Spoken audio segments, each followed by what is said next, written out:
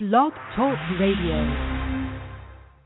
Good evening, everyone, and welcome to another Friday night edition of Center Stage. I'm Kheri, Hines, your host. Thank you for taking a little time out of your week to join us for what should be another very interesting show. Call a friend, call a neighbor, call a coworker, and tell them Center Stage is on the air. And we're about to talk about a subject that basically will touch every American or possibly everyone globally, depending upon what happens with this Ebola virus. Tonight, our topic will be, was Ebola manufactured to kill black people? That's what we're talking about tonight. Was Ebola manufactured to kill black people? We will explore how many have died from Ebola thus far. What was the racial makeup of those that have died? Who received the ZMapp medication? ZMapp is the medication that has been used so far to successfully treat some that have been infected, by the Ebola virus. So it appears that ZMapp is working for some and not working for others. And we're going to look at that. Why is that the case? Was it designed, created to work for certain groups and not work for other groups? That's some of the things that we're going to be looking at tonight, and whether or not Ebola is being used basically as a form of depopulation. That may sound far-fetched to some, but that's something that we're looking at tonight. And we're also going to look into why the African people appear to be very distrustful of the West, as far as missionaries from the West coming over and offering aid and assistance with the Ebola virus. They're very distrustful. And we're going to look at why that is. And we're also going to look at why Minister Farrakhan recently did an article in the Final Call newspaper actually asking the same question: was the Ebola virus manufactured to kill black people? So those are some of the things that we're looking at tonight. But there was a song that we saw that came across my desk today.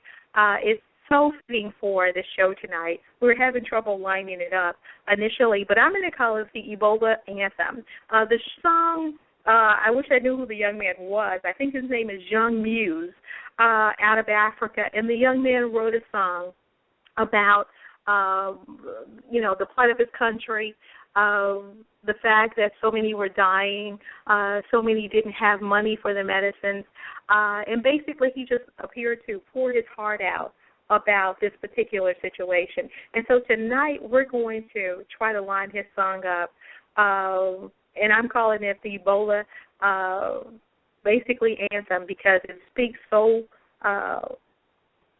touchingly, in my opinion, to the virus. Here we go.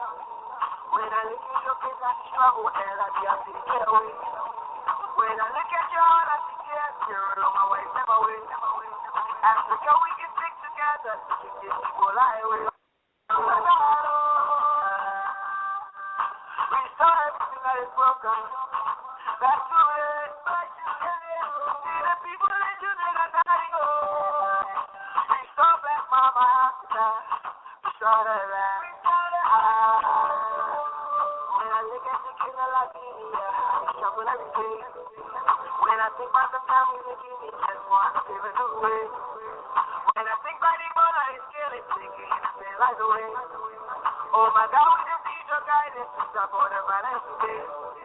Sierra Leone,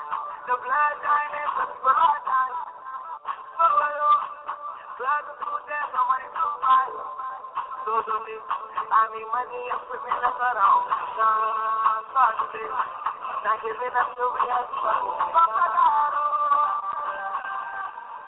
We started because it's welcome. Back to it. See the people that you think I gotta go. Go back, mama, after that. It's all right. I know the times are. I know you are afraid. Let me tell you my secret. Okay, we've encountered some problems with our system tonight. We apologize for that. We're going to try to open our switchboard, but it appears that we've gone black for some reason, and we're going to try to line that back up. Our guest tonight is going to be Chris Stevenson with the Buffalo Bullet. He's a writer, and he's also a talk show host with 3600 Seconds. Also, Mr. Jamal Clark is supposed to be joining us. And, as usual, riding shotgun is going to be Mr. Christopher Burns. He's an activist and organizer, as well as Mr. A.J. Houston, who's an author, poet, and activist. So, again, we're going to try to open our switchboard, but for whatever reason, we have gone completely black tonight, something that's never happened before. But, nonetheless, we will push forward. While we're doing that, while we're lining the switchboard, I'd like for you all, after tonight's show, to go back to last week's show where we talked about the Georgia Guidestones. It has a lot to do with tonight's show. We talked about how the Georgia Guidestones is a set of stones or granite stones in Elbert County, Georgia, where basically they have 10 commandments. And one of the 10 commandments, I believe the very first, was about depopulation, which segues so well with what we're talking about tonight because a lot of people, as we do tonight, believe that Ebola is being used as a depopulation tool. And if you listen to last week's show, you will see where we laid out how many different ways depopulation can already be occurring. And so tonight, Ebola is what we're going to focus on, and whether or not Ebola is being used to depopulate the masses in terms of the black community. And if that is the case, I think we as a people of color need to be speaking out now and letting our voices be heard that we are aware and that we're smart enough to know that if you can create a drug to cure white people, you should also be able to create a drug that can cure black people. And so tonight, a lot of our focus is going to be on how did Ebola come about. We understand it was man-made in a tube, in a lab. So why is it that it was created in the first place? And if it was supposed to be used as a bioweapon, how did it somehow get loose and is wreaking havoc here in the States and in Africa? So those are some of the things that we're going to be looking at tonight. Again, I apologize. My computer is doing things I've never seen it do before, and we're having trouble getting into our switchboard, which just never happens. And so we're going to try to reline up things and hopefully get in just a second. Again, we apologize for the delay. But it may have a lot to do with tonight's topic. I don't know. I'm sure there will be those who will not be happy about us doing this subject or covering this subject. So stranger things have happened. So I'm not going to discount the fact that we're talking about a subject that I'm sure if we're on point about what we're saying, we're probably not making some happy. So I feel a little funny now as that thought just crossed my mind. Am I stepping on somebody's toes by putting this information out there? And if so, scary stuff. But we will soon see. Our boards are lighting back up, so hopefully whatever just occurred has passed, and we will be able to successfully get in. If you would just give me 1 second as we try to do this again. We apologize again for the delay. Again, never happened before. but we will see here. I say all of you Christian folks out there, pray for me as I'm trying to do this, because we know Satan is busy, because it will only take pure evil to even think about a depopulation plan to begin with. So just pray with me. Send good vibes this way, that God will open up the switchboard and we will be able to move forward, hopefully in just a second. Only positive energy being sent this way, I pray. Okay, here we go. And we'll try again. All right. I am so shocked and sorry. Here we go. Here's a try this.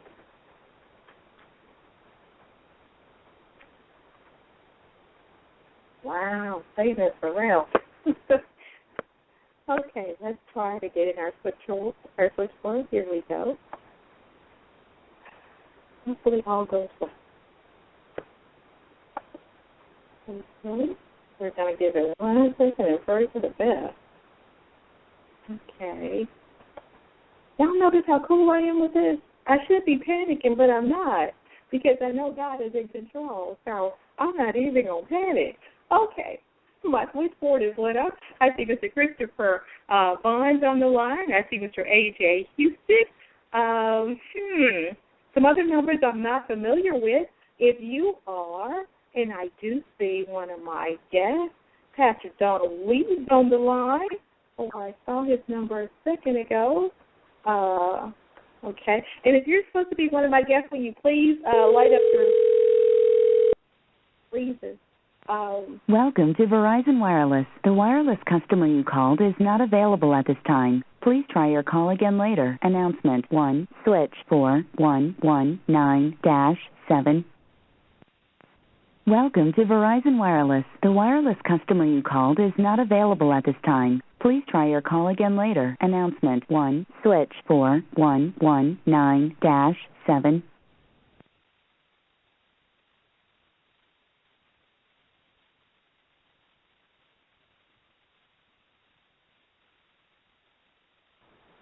Okay, y'all. Whatever that was, I'm just going to say the universe was not happy about us doing this show tonight.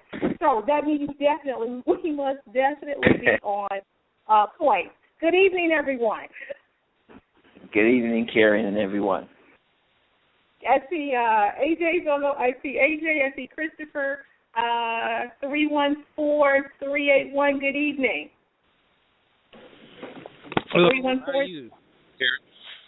How are you? This is Bianchi. Yeah, this is Eric Bianchi. How are you doing? I'm good. Listen, obviously I'm pissing somebody else by doing this show. My voice was flat. I got kicked off the phone lines. I mean, this is getting crazy. This is the second week I've been kicked off the phone lines for doing shows, I guess, that are not making people happy. But we're pressing forward. Tonight we're talking about the topic, was Ebola manufactured to kill black people? That's what we're talking about tonight. Was Ebola manufactured to kill black people? And just judging based on what just happened, I just really wonder now, was it really the case? That aside, moving on. We know that Ebola has killed some 3,300 people so far. And we know that we've had our first case here in Dallas where I'm at. And we also know that this particular person basically had been in the West African region. He dealt with a lady who had Ebola. He took her to a hospital. The hospital was overcrowded and couldn't take her. We know that they brought her home and she later died.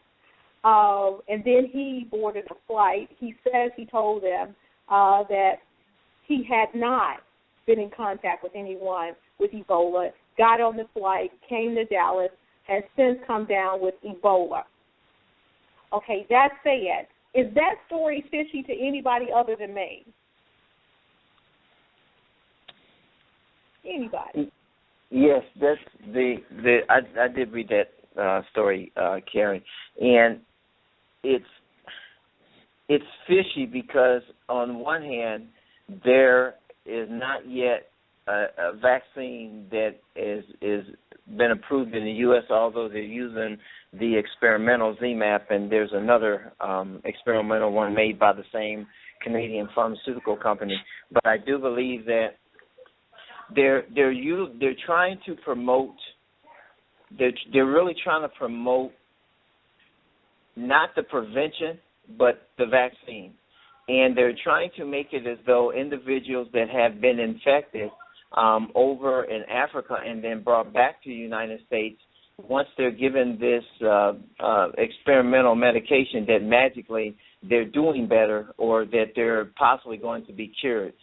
And there's some things we'll get into later that I'll just kind of paint the picture, because the main thing, and I'll just leave this for now, that people are not looking at is not only the origin, but how to stop the transmission from animals to people, which would cost the government far less money than the money, not to say they should not put money into research and development for the medications for the vaccine, but I think they're spinning the wheel so that people don't understand that there's a simultaneous process that needs to be occurring at the same time that nobody's talking about. P.A.T., does anything seem fishy about that story to you? Well,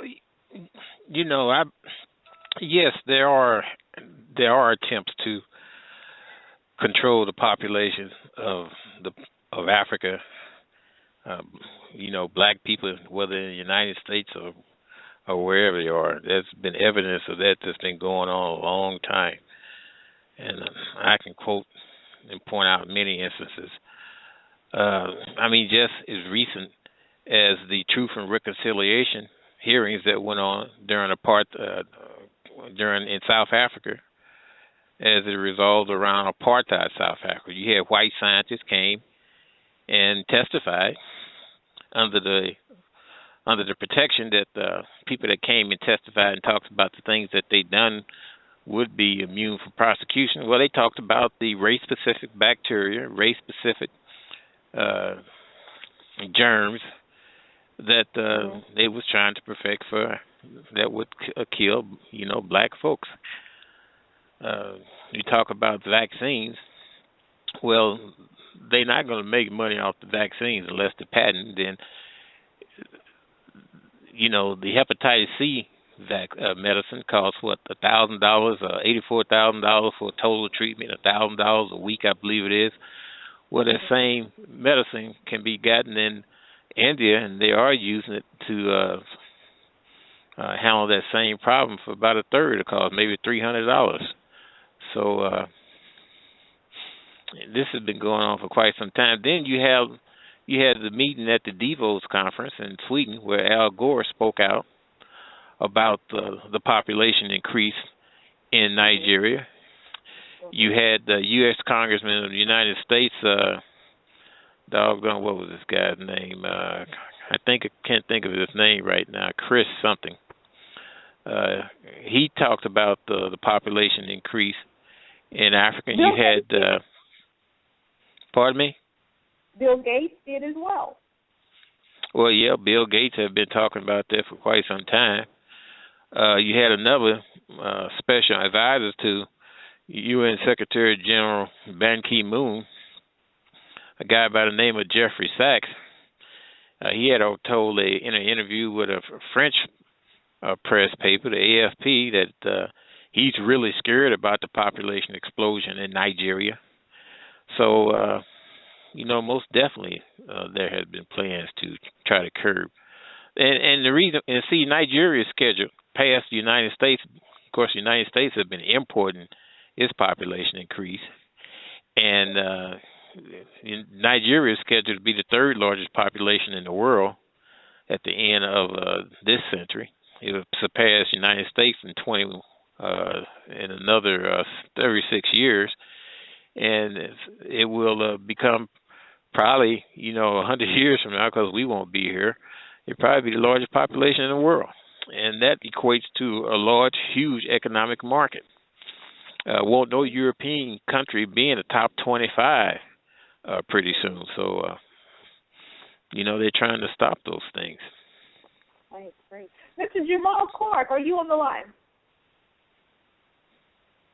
Jamal Clark. And by the way, that's Representative Chris Smith, either from New Jersey, a Republican. he mentioned in CNN that he was talking about how the UN advisors had pushed for population control in Nigeria. So, yes, it does go on. I agree. Jamal Clark, are you on the line? For some reason, I'm having trouble opening somebody's line.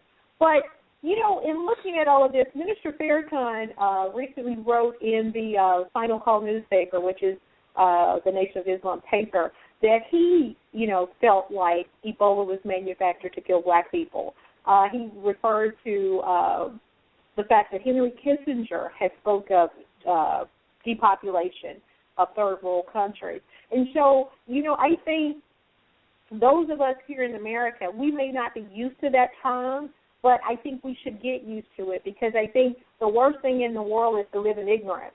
And it may not be any fault of your own. You just may have never heard it before, but it's really scary when people start saying things like, well, you know, if you believe that, that's a conspiracy theory. No, I think what you should do is research, because I think if anybody goes and does their research, there's plenty of information on the web about, you know, different groups talking about depopulation. And I don't think we should assume that they're not being serious about it when they speak of it.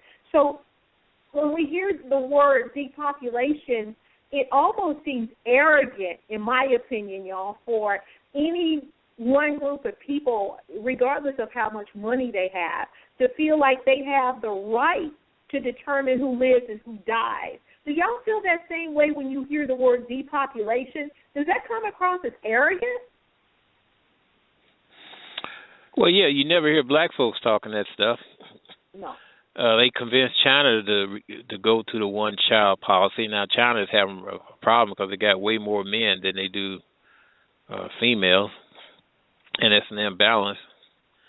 They was trying to impose on Nigeria a three-child policy. You know, blacks in America, the average family size, I mean, it wasn't nothing to have 4 or maybe 6 children in a family. And now you down to the point where your numbers, your reproduction rate is not enough to sustain your numbers. That number is 2.2 children per family. I never have seen 0.2 of a child, but I guess some way it does equate in the mathematics. Leonard Hartwell wrote a book back in 1995 about AIDS and Ebola, emerging viruses. I used to read. There used to be a publication that used to come out back in the 80s on the internet called Balboa Press, and it would talk about population control schemes that was going on, especially being directed toward South America, and I believe in New Jersey. And I would have to go through my archives of old newspaper clippings. There was 2 scientists that was working in their basement, working on sterilization capsules. So like a depository of pellets, what they were, that would be deposited in the wombs, and under the pretense that it would be curbing childbirth, but actually it was pillaging a woman's womb.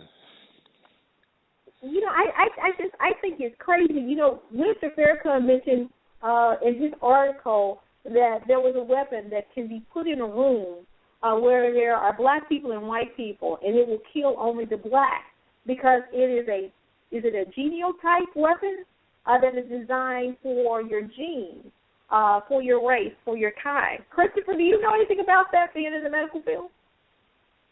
I'm not real familiar with it. I have heard a little bit about that it's supposed to be able to lock into the genetic genome, which is just a specific marker that is supposed to be able to genetically filter basically a minority or a black person from a non-black person, to be able to disrupt that. I mean, they do have a litany of research that is out there, and then too, I know they have been talking of as of late specific things that they're saying would be instrumental in killing blacks in general as well. And I know you had also mentioned about just Ebola or viruses that are specifically being designed for black folks. What I would probably say to that is, yes, I think that's the initial onset, and a lot of research and development and money goes into that. But in the end result, it's going to surpass just black folks in terms of how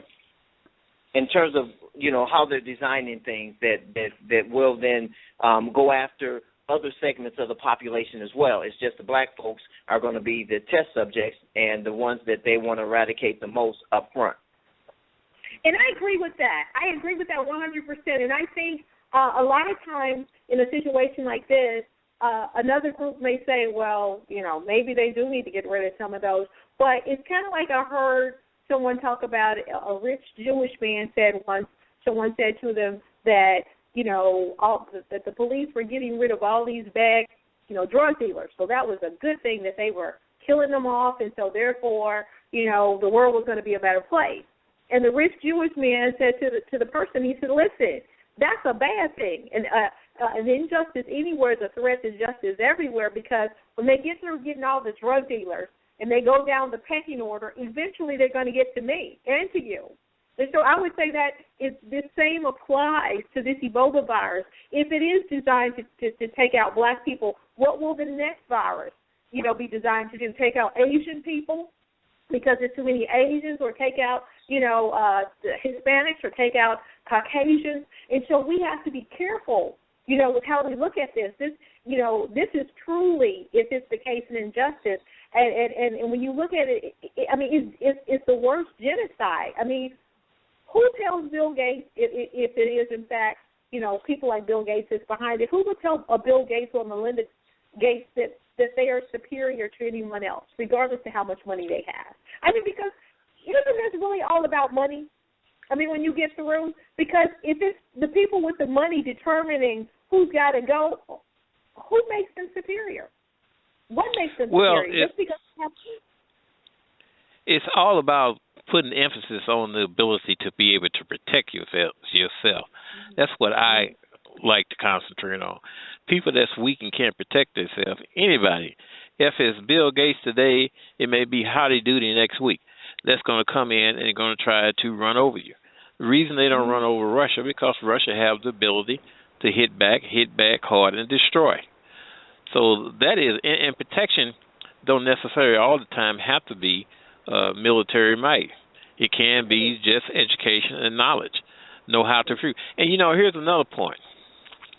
In some countries in Europe, if you speak out against the Holocaust, saying something derogatory like it didn't happen the way it's perceived, then you are faced with punishment. So why come the same type of attitude should not be demonstrated toward a Bill Gates or Al Gore or Ban Ki-moon for making these statements? You hear these statements all the time about black population is too large, that there something needs to be. Well, why don't we apply the same type of ridicule, the same type of ostracization against them as you have the laws in France for anybody who speaks out against the Holocaust? Well, the problem I have with what you just said, you may say the black population in Africa is too large, but we only make up 13% of the population here in the States, so why would they put it over here to take out 13% of the population? Well, you got. I'm sorry. Go ahead, young man. No, go ahead. I was just quickly going to say, remember, that's the initial, and there's specific and strategic reasons why they're doing that.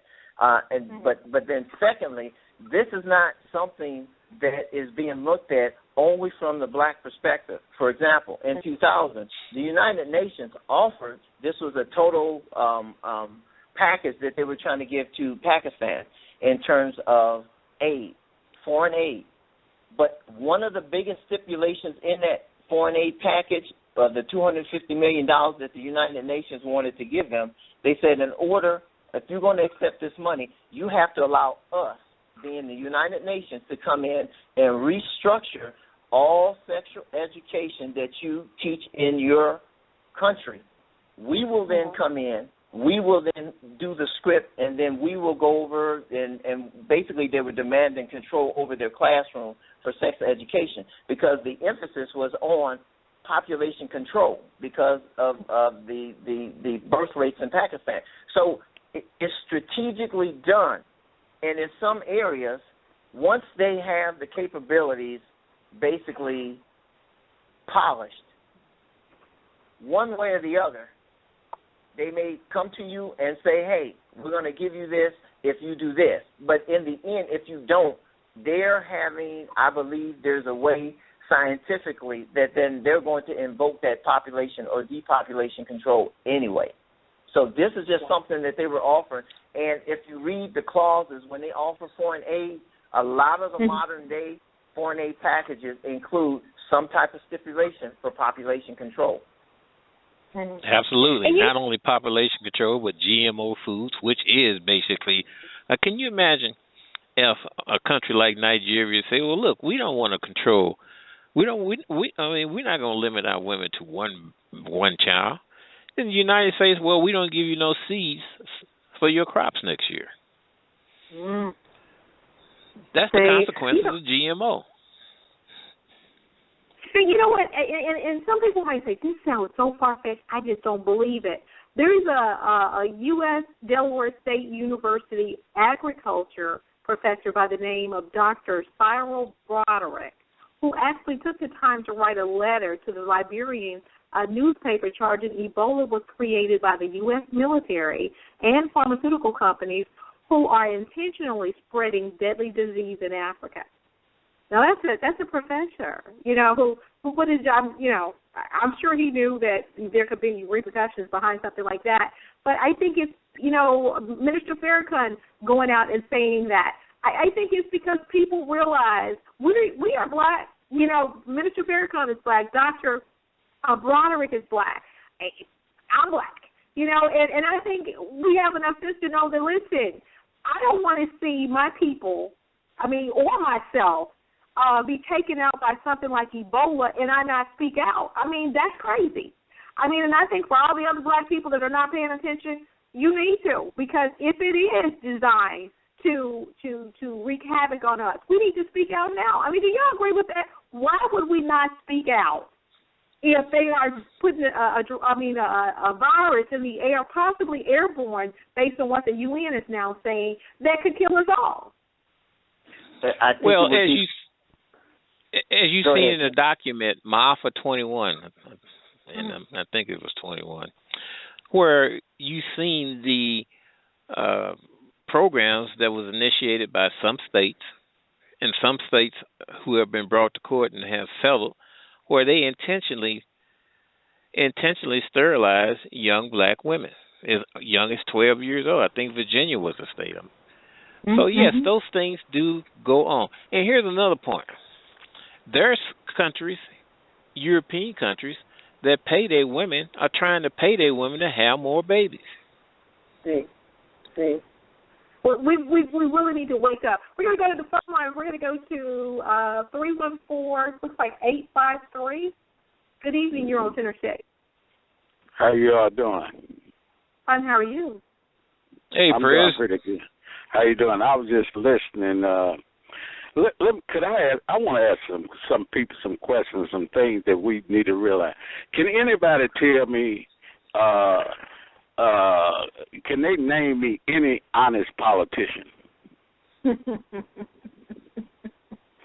I'm waiting.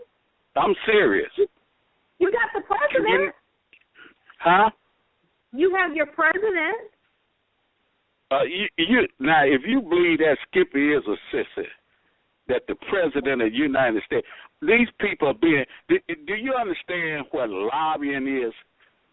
Do you know any black? Do you know any black people lobby laws in the favor of black people? Huh? No. So if they control, you look at the NRA, the National Rifle Association. They having right now, I think they passed a law somewhere where teachers can wear guns to school. Have you heard about that? I have. You got laws. See, black people don't have that kind of power to pass any law. They got laws where 2 men 2 men. You know what? I beg to differ with you, and I'm glad you brought that up. Can I tell you why?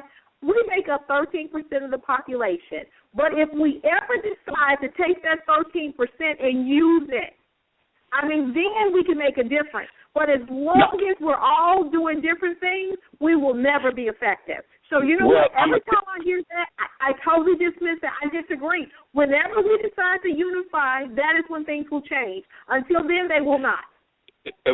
See, most time when I talk to you, I get cut off and put on hold. I don't know why. I did not cut you off. Do not say that. I did not cut you off. Say okay. What? I'm sorry. I will let you. Go ahead and say what. Okay. Go ahead and say what you're going to say. Well, you can do it if you want to, but what I'm saying is, you cannot vote racism and discrimination out. No matter how you vote, you're not going to get rid of that. Would you agree with that? No. I agree with that. You're not going to. Yeah, I agree. Okay. If they got the power to do these things, how are we going? I say individually, you can do something for yourself. Individually, as on a whole, you're not. Ever since I've been a child, all I have seen was protests. Black people this, black people that, and it still turn out the same. Where's the change come from? When you don't make no laws, how can you expect for things to change? Everything, all the laws that they make, just like 2 men getting married. That they done passed that. That's supposed to go against. That's supposed to be against the Bible, right? And that tells me. Is what I say? Can I jump in and say this? Yeah. Johnny Carson said before he died, the color of justice is green. What we do as a people is 2 things. We never come together, decide who's going to be the leader, who's going to be the follower, and we never decide to put our money where our mouth is. If we decided on this Ebola thing, we are not going to allow it to take out black people in the U.S. like it's taken out in Africa. Stuff will change. If everybody stood up and said, you know what, we want to know what meds are available, who can get them, who are they designed for? If we start demanding answers, we get some. But you know what? Everybody is standing like a deer caught in the headlights. I mean, they're not paying attention to how serious this is. I mean, everybody's just kind of like la-di-da, oh, Ebola. Oh, it's not la-di-da, Ebola. Ebola is a weapon that can take us out, that I believe is designed to take us out. And it's speak now or never. I mean, that's really how I feel about it. And that's why, it took courage to get on this air tonight and say that I believe that, Ebola may be manufactured to kill black people, because I know I'll get flack for that down the road. But you know what? It's a chance I'm willing to take. Because you know what? If I don't, and it does happen to be the case, where does that leave my people, including myself? So I refuse to not use this platform for what it's designed to do, and that's disseminate information about things that affect people that look like me. And you know what? I could quickly give the caller an example in terms of change or progress. I can emphatically tell you now, with my medical and my clinical and my scientific background, having worked with one of the major pharmaceutical companies for 6 years previously, Abbott Laboratories, the AIDS and both Ebola, which is what the discussion and depopulation is about tonight, I can emphatically tell you that there are hundreds of veterinarians in Nigeria as we speak that are trying to mobilize themselves so that they can begin a very extensive research as to try to isolate that virus. And it is already known how you kill the virus. I'm not talking about the vaccine. I'm talking about the vectors, which are the animals. If a couple of black churches and black individuals were willing to put some money into the pot, go over to Nigeria or send money over to Nigeria to assist those black veterinarians that are there, it's a known fact that the majority of the so-called epidemic that's basically in the Congo and Sudan, the Ivory Coast, and Uganda, you can do what you need to do to vector, to coordinate an effort, to whether you have to inoculate animals, whether you have to do the education and the teaching where the virus is being injected into those animals, because keep this in mind, Ebola is not a ubiquitous, naturally occurring virus. Let's get that straight. So with that being the case, that means it's not in the earth, it's not in the tree, it's not where the animals eat it, or how they just basically assume those characteristics. That means that the only other way that an animal and then a human being can get it is that somebody had to put it in source for that animal to get it. So I said all that to say this.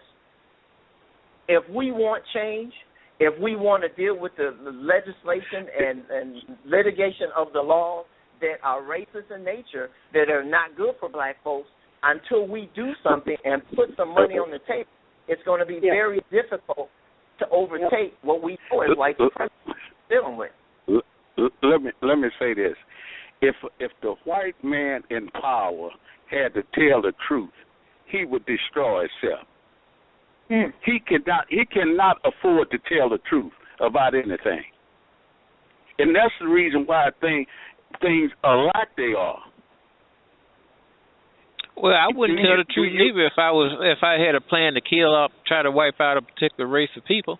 Well, but the thing what that young man said is actually true, and I have a lot of confidence in the fact in Nigeria. I do believe that if any country on the continent, and they're not the only ethnic group on the continent that has the ability to come up with what they need to come up to eradicate this, but I do have confidence in them.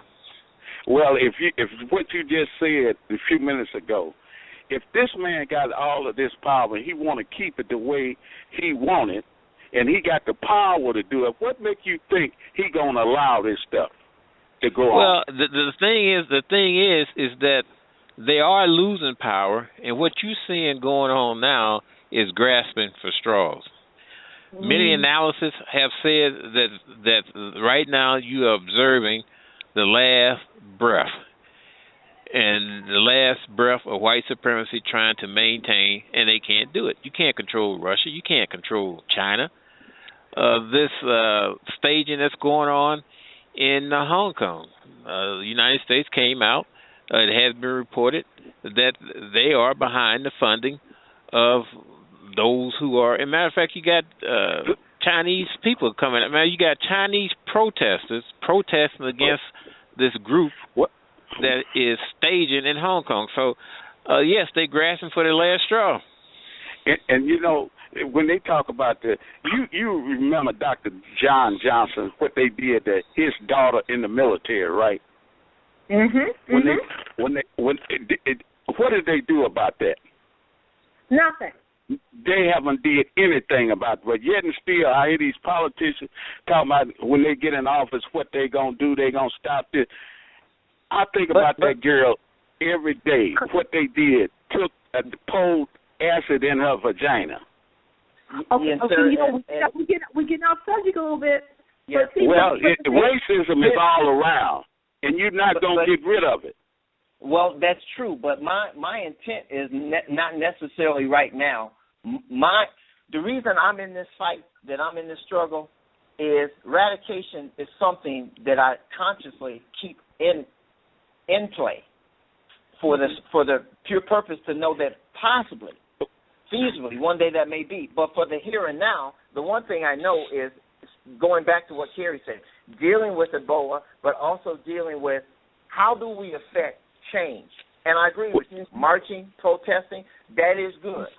But equally important, and I know the other host, voting, but not just voting, also realizing how can we affect change. If change is also going to be mediated through the law, that means, once again, when white America does not want to tolerate something, they will either find a way to amend the Constitution, amend state or federal laws. And I'm telling you, even with us being only 13% of the United States of America, Black folks spend $1.3 trillion. Now, if we can take money and stop buying Air Jordans and Cadillacs and wearing our wealth, driving our wealth, we as black people, and put some money on the table and get some attorneys and get a plan of action, almost like a manifesto, I can guarantee you will then at least be at the table with those white supremacists. But as long as we don't forge forward and force them and demand to be at the table of the socioeconomic table, a lot of these things we won't be able to do. Well, anytime you have black politicians, so-called leaders going along with this system, and most of them done bought into the system, how in the heck can you go anywhere when you got people like that? Go ahead, Chris. Go ahead, Karen. Go ahead, Chris. I'll say this, because I know we want to try and stay on topic. So I will tell you this. I'll just summarize this to say I had a situation that was career ending. I reached out to the black leaders that you're referring to and tried to get some assistance, purely advocacy, no money, no legal counsel, advice, etc. When they failed me, after I was a part of those organizations, a due-paying member, supported these organizations for a year, when they failed me, I made a conscious decision that I was going to stand up on my own laurels and not wait for Jackson, Sharpton, NAACP, or the Urban League, or the Black Congress, and that I was going to do what I needed to do for me and then galvanize myself with other grassroots folks who wanted change. So I'm not going to stand around waiting for Al Sharpton. Oh, he's been a sellout. So that's not even my issue. My issue is, what am I going to do to foster change? And I think in black America, we're so leadership-led that we don't know that we have the power to do and make change our own self. Hey, Carla, what every week that you call in, you always talk about what everybody else is not doing. Are you yourself doing anything to affect change? Say that again. Yeah, he does. I can vouch for it. Okay. But let's get back on the topic. No, let me hear I want to hear what she said. What did she say? They want to know what you do to affect change. Yeah, right. See, the thing is, but he does do things to affect change. Okay. I can vouch for him here in St. Louis. Let me say this. I have written 2 books. I'm working on a 3rd book. And if you know what, if you let me say this little short poem, I will. I think I don't know. Did I recite one of my poems to you? Yes, you have. What did you think about that? I think you're very talented. I do. I think you're very talented. And see, I have realized, and I was just listening to the gentleman say that he organized a group of whoever he was with, and I just like to know that group that he got with. Did it make any changes? Did he make any changes? Yes, it made changes, because had I not, I might be in jail now, and that's what it was dealing with. So it made a change because it's such a racist and corrupt system that I would be in the penitentiary right now for something that I didn't do. Yes, it made a change, and that's when I realized that it's the great. Could you share that change that you made, maybe to help somebody else? We gonna do it all here. We're getting off topic. This is the issue. But you got to understand. I understand very clearly. I understand you too. No. What I'm saying, what I'm saying is we have a crisis on hand with Ebola. And if we get too far off subject, I've already been blocked at the beginning of the show. Maybe you didn't hear that. I came on and they kicked me off the switchboard. My phone went dead.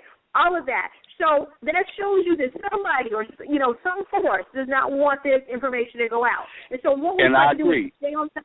Okay, trust me. And so what I'm trying to do tonight is to put the information out there, because I think there's a whole lot of people that look like me that are not looking at this Ebola crisis as seriously as they should.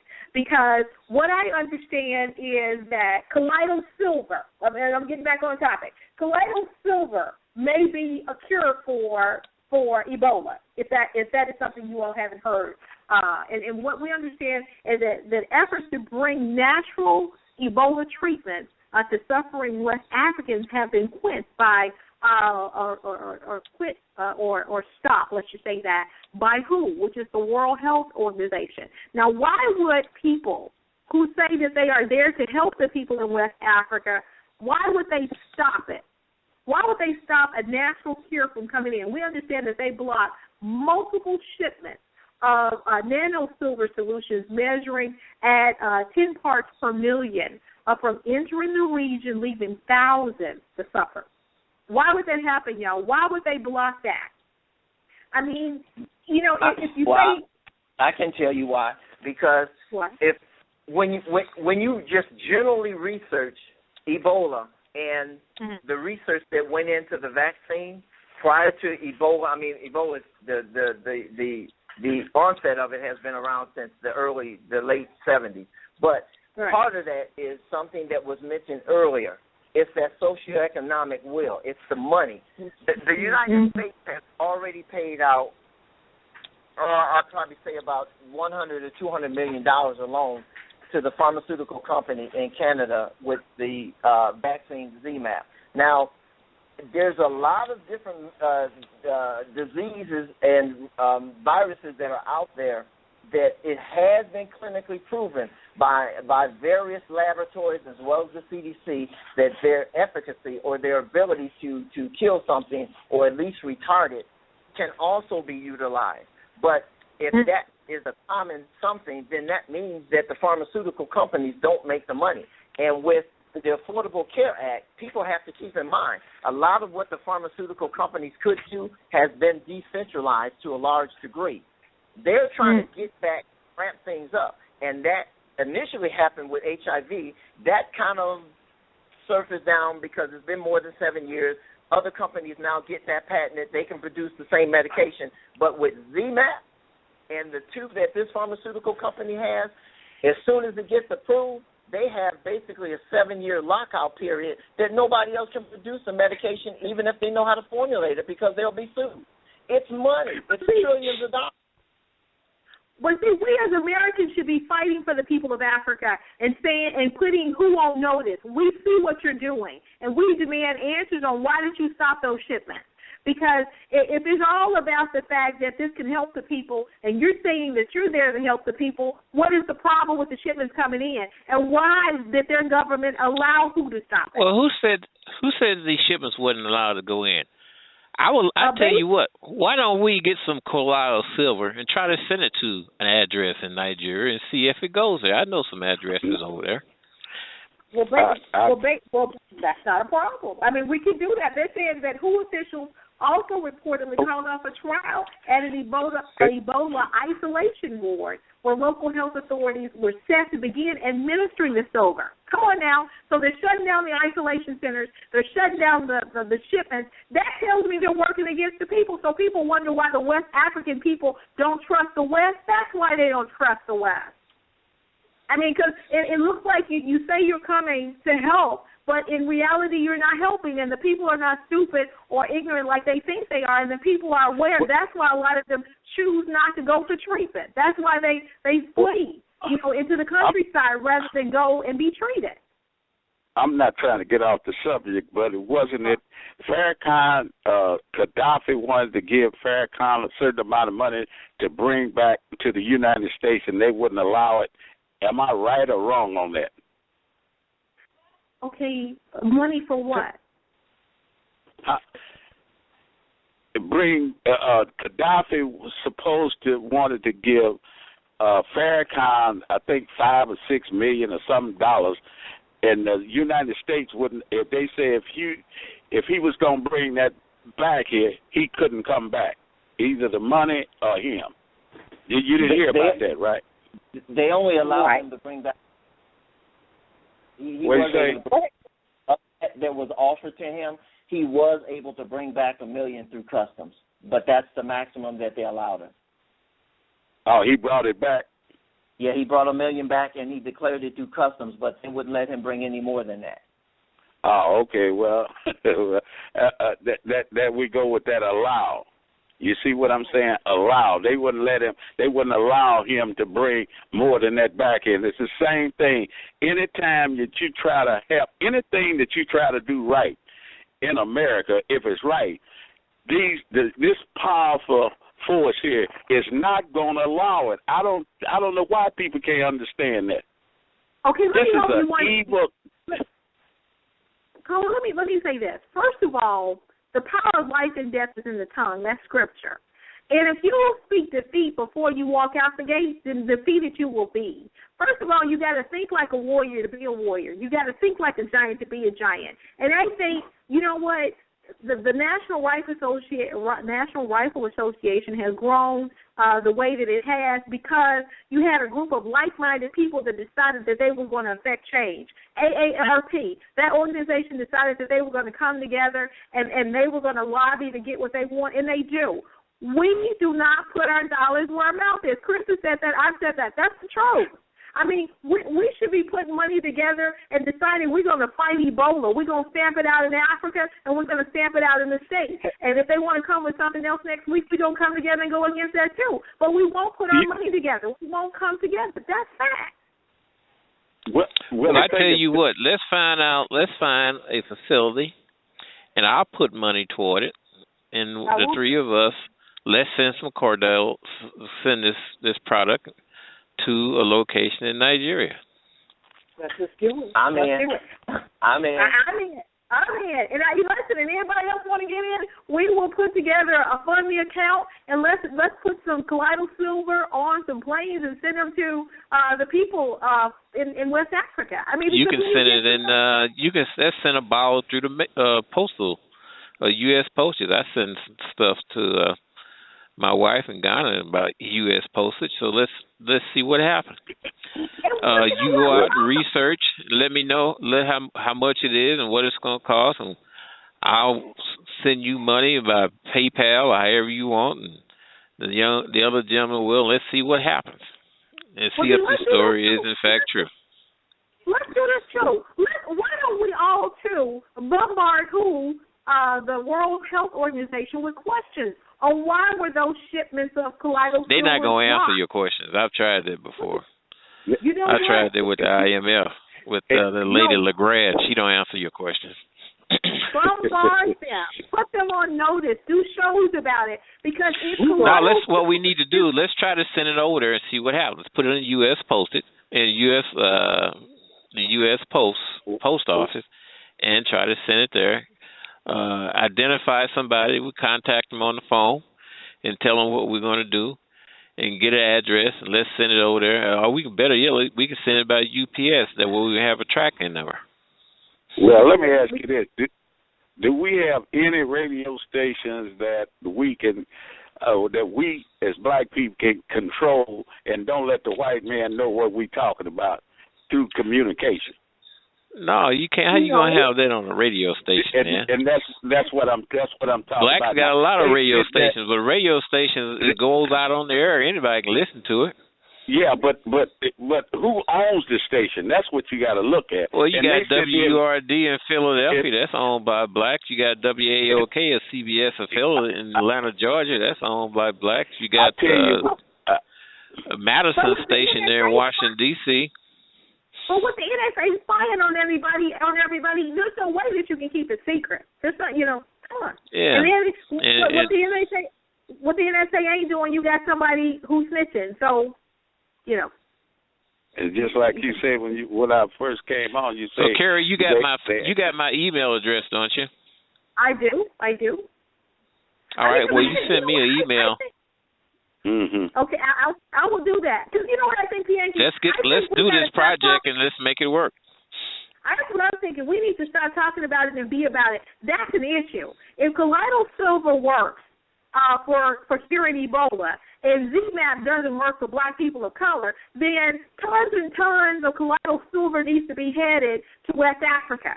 And anybody stopping the shipment should be put on notice and listen. We want to know, and we demand answers on why you're stopping it.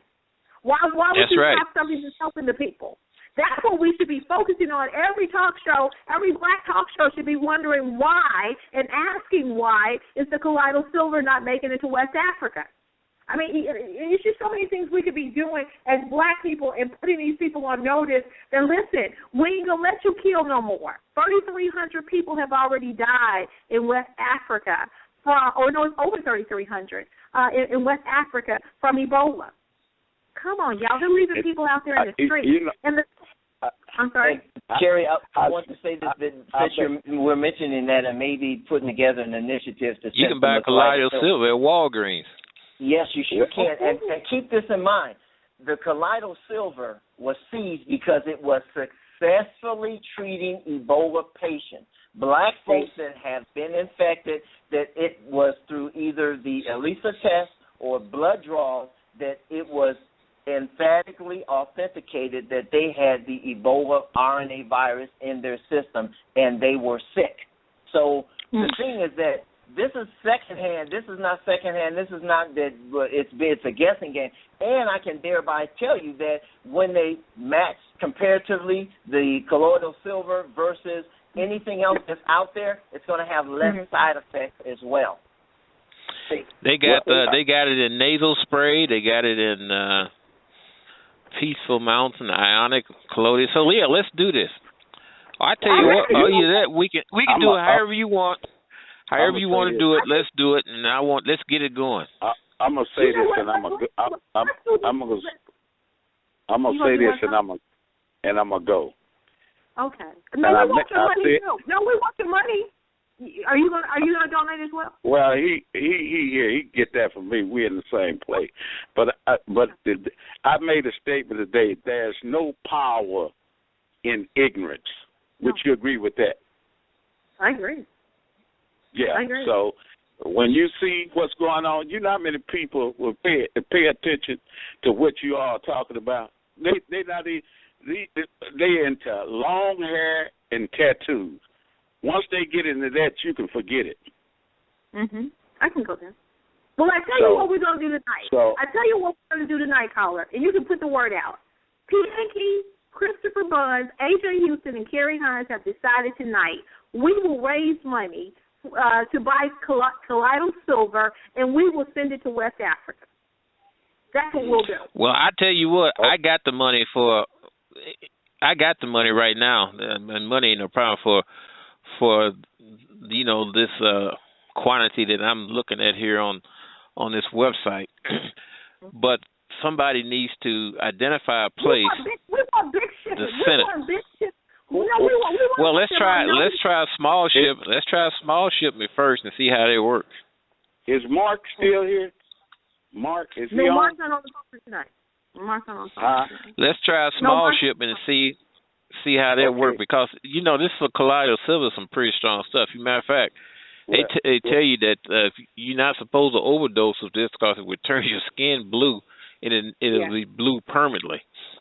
Oh. I've heard that it can turn your skin blue. This is the thing, P.A.K. We can find somebody in West Africa who needs the colloidal silver, and we can send it over there. But I think we really should be focusing too on starting an organization to help send that over there, because if it's that simple that these people can be treated successfully, because the medical professionals over there know how much colloidal silver those people need to be taking. They know. You're absolutely right. And I know some Nigerian doctors. Matter of fact, I was talking to one here this week talking to him about Ebola at one of my favorite restaurants. And if I see him again before we contact you, I'm going to ask him about this, and maybe he can identify a infrastructure over there that we can target and contact and tell them that we're going to send it to them and ask them what their recommendation is, and so on and so on and so on. And let's see what we can do. I agree. You know what? I think that's anything, if nothing else comes from this topic tonight or subject tonight, I think that's a positive move in the right direction, because I thought the World Health Organization was there to help the West African people, but if they're stopping shipments and shutting down isolation places, that sounds very suspicious to me. I'm sorry, that does, and maybe we should demand some answers. I know I plan to be calling WHO tomorrow, and asking, why, and I hope everybody else does too. If anybody can get the phone number before we get off the air, maybe we need to do that, because those people are sick over there. I mean, they're leaving bodies in the street. The UN has come out this week and said this stuff may be airborne. I mean, it may be airborne, and they're leaving, dead bodies, in the street. That's sick. I mean, and over here in Dallas, where I am, basically the man who has Ebola, here he's in the hospital, but his family is still in the apartment in which they live in. Do you know that the dirty linen and whatever soil garment that he had is still in that apartment? He's probably now a week into having symptoms of Ebola, okay, because it's been, I think, 4 days since he's been at the hospital. But there was a period before then that he had heavy sweating and other symptoms.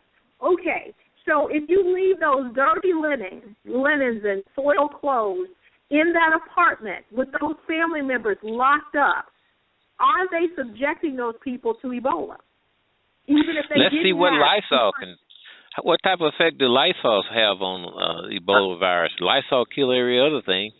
Yeah, Lysol, bleach, and Lysol products have been effective. And it's interesting to note, too, with Ebola, outside of a host or outside of someone's body, in the lab, the longest that I believe that they said that it can live on its own, like on the surface, is roughly 3 to 6 days. It's a weak virus outside of the body, so it doesn't live for long, which is the reason I go back to, if animals are getting this, it doesn't seem very likely that if it was found in the earth, that once they got it, and that it would spread as much as it did, because it doesn't last that long. And then after the host dies, it's still intact. But again, it has to have a living host. It doesn't stay around in dead carcasses for too long, because eventually it will either need to find another host or it will die. So in that setting, I would hope that they're giving them bleach and Lysol and everything else to really try and disinfect. Well, I called my friends over there and told them about the chlorine bleach. The hazmat, they called in a hazmat team to come in and clean up this apartment, because the family members are still there and they're quarantined in the apartment and they're told they can't leave for 21 days. But the hazmat team refused to take the job. They said, hey, it's a private company. They said, hey, we're not going in because we don't have the clearance to drive certain type of materials in Texas, which is a flimsy excuse to me. So they refused to remove the garments because they said we don't have garments like that. I forgot what they used the term, but they said we can't do it. So the linen, the soiled clothes, they're still in there. And I just, I think that's scary to me, because if that's an issue, I'm just afraid that this whole thing may be airborne more than we're looking at, Chris. And I know you say, maybe not, but the UN is saying they said the same thing about AIDS and mosquitoes. Right, and Kheri, you're right. I mean, I was speaking from a lab setting, but everything that's done in the lab doesn't mean that when it's in the environment that it's going to act the same. I would probably err on the side of saying that it is more airborne than not airborne. And even when you have an environment where you're quarantining people, you still have to count up the cost of how badly you think, or more severely, that infection or infectious process could spread, because there are ways, once you extract people, you basically can decontaminate them before they would leave that environment, and then there is a way to go in and decontaminate that environment too. They do it all the time on the battlefield in terms of biological decontamination. That's how they are not stunted in terms of dirty bomb comes in and then you just have to be there for the rest of the time that you're in theater. So there's ways to go about doing it, but I can tell you this. I think it's called there. You can Google this. It's called the 711 Human Performance Wing of the Air Force Research Laboratory. This is a Department of Defense arm. This organization already has tested what's called colloidal silver or nano silver, and they successfully killed a lot of different things, including Ebola, because Ebola can be grown in the lab. So, I mean, even superficially, it's already been proven that it's effective in targeting the Ebola virus. And guess what? You can make your own colonial silver. Come to think of it, I've heard of you know, I process gold. You can make your own colonial silver with just a battery charger and some in a quart of water and some silver. Yes, you can. I can't think of the name of the process, doggone it. But you put the silver on one terminal and put it in water and put the other terminal in the water away from it, and the effects, and I can't think of the name of the term, but it would break down the silver and it would be suspended in the water. So you can make your own. And plus they got these machines. I'm looking on the website right now where they got these machines that's hardly no cost at all, that you can make your own colonial silver. Maybe the West African people need to know that. Sure. Well, keep in mind, this and any other low-cost treatment, therapy, cure is an obvious threat to the pharmaceutical interest. And I wonder what moringa does to it. And here's the thing here, too. This world has been around, this earth has been around for time immemorial. And what has not been seen that life has not got over? I don't think there's anything. So whatever this is had to be something that was created with the help of mankind, with a devious mind, because nature, things come out of nature all the time. And yes, there are calamities, but nature has a way of correcting those things. Mm-hmm. I agree. If you just tuned in, you come to the stage tonight. We're talking about the topic, was Ebola manufactured to kill black people? Now, that may seem so odd in terms of a topic, but for what we're looking at tonight, it's totally, totally possible. And we're looking at what can be done. We understand the West African people have determined that colloidal silver may be a cure for Ebola. However, the World Health Organization is blocking shipments of colloidal silver to the people that are suffering from Ebola. So that's one of the things we're looking at tonight. We're also looking at, how did it get here, and who is it, affecting the most, and are the meds that are available actually helping people of color? Those are just some of the things we're looking at tonight. But one thing that disturbs me a lot about the man who is infected here in Texas. This man went to the hospital. I'm assuming he went into the emergency room like most people do when they're sick, and we understand that he told them he'd been in West Africa. And I don't know if he told them that he had been in contact with someone with Ebola. However, they sent him home with medication. Well, that said, they're still telling who all was in the emergency room, who could have been affected that day. But the second problem I had is, now that we understand what went wrong, shouldn't we be putting systems in place to fix that?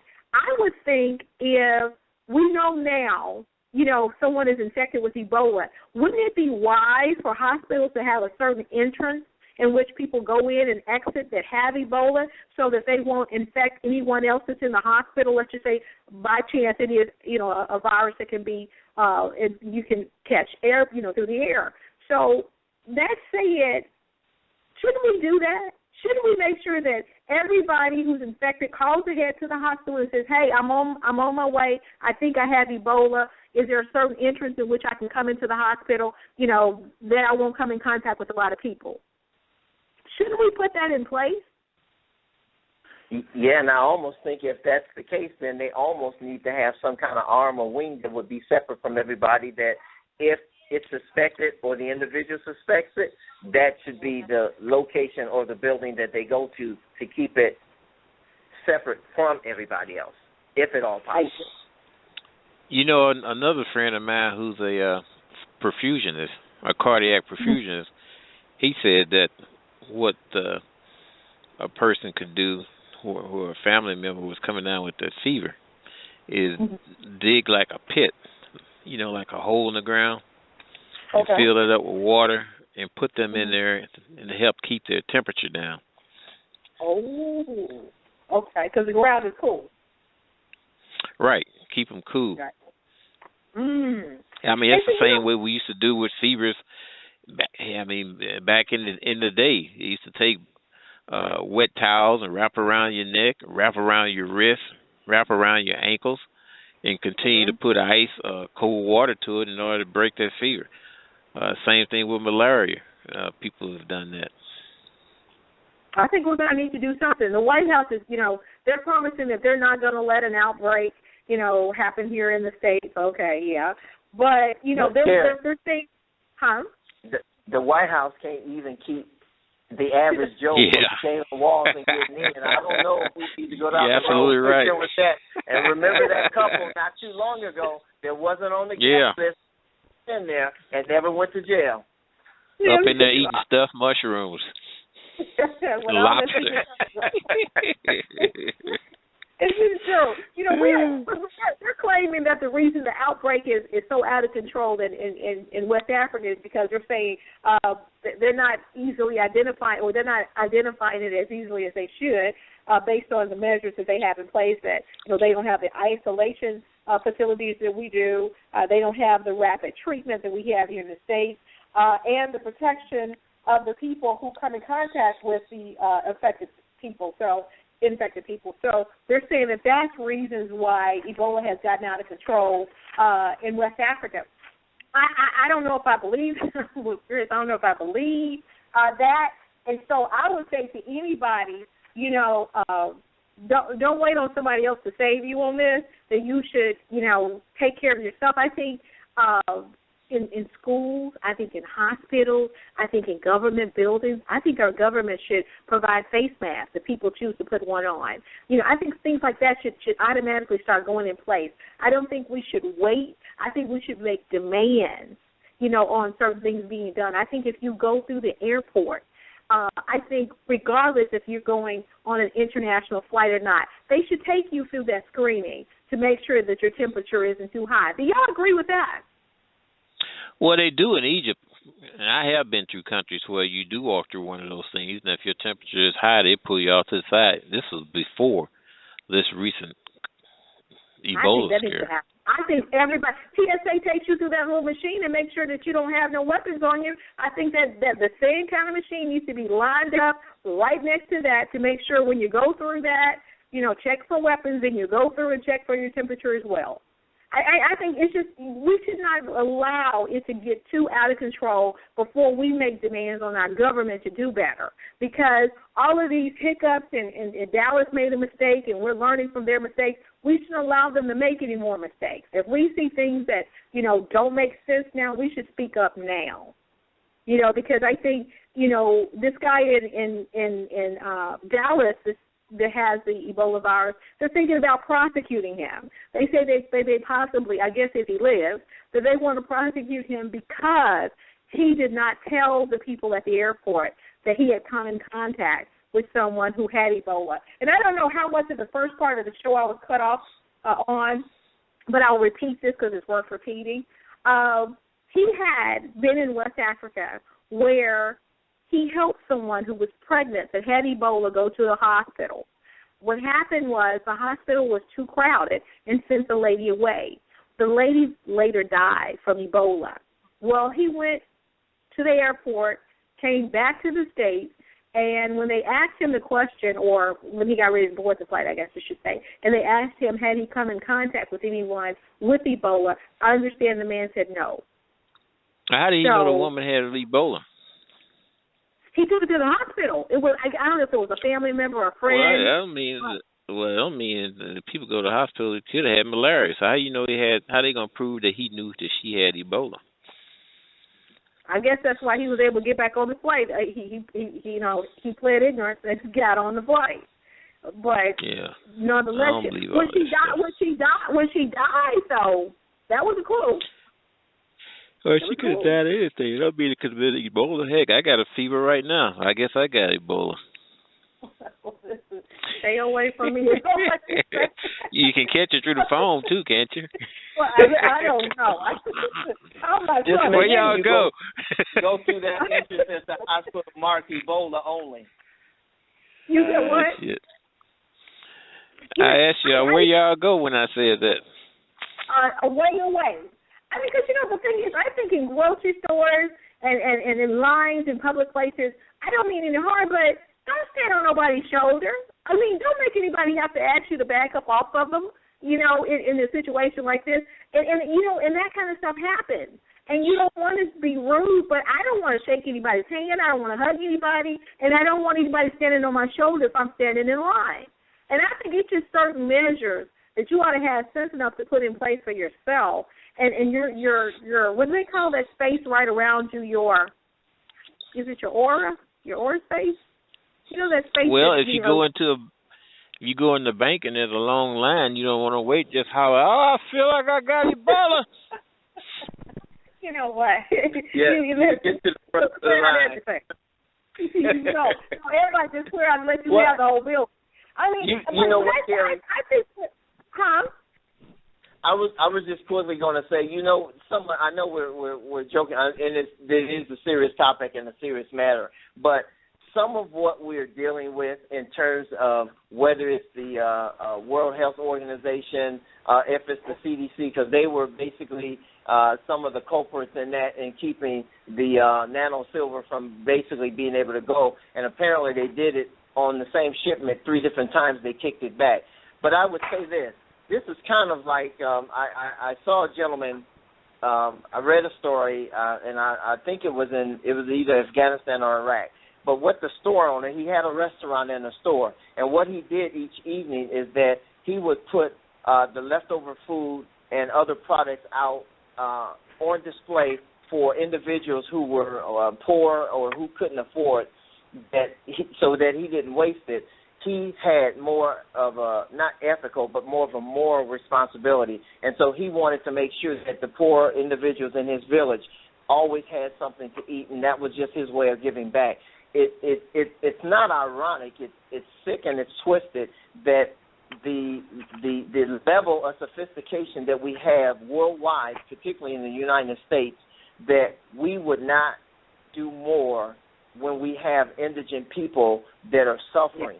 And if people are dying anyway, but you have medications that even though they're still experimental, haven't been approved, and people are willing to accept those risks because they're dying anyway, it's sad that it becomes a money thing, and if an individual or the highest bidder, it's what you need versus having a moral obligation. That's very sad.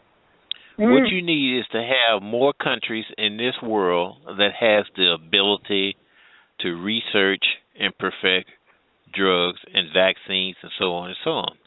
The fact that only lies within 2 countries and possibly 3, that's France, U.S., and U.K., is totally, totally wrong. Other countries need to have the ability and do so, and not be tied down to these crazy treaties that have all these stipulations in it that I understand. I never have seen a treaty, but I have been told that to go through a treaty that you sign with the U.S., you have to go through that with a fine-tooth comb, and you'd be surprised at some of the ridiculous things they try to hold you to. I believe that. I believe there's all kind of little clauses and sub-clauses, and, you got to read the fine print. I believe that. Let's talk about something that I think is connected, and you decide for yourself. Remember when Malaysian airline flight MH17 was shot down over Ukraine recently? I think it was the early part of the summer, and no one could understand, why somebody would, why would an air traffic controller direct the plane over into a war zone? Didn't make sense, still doesn't make sense.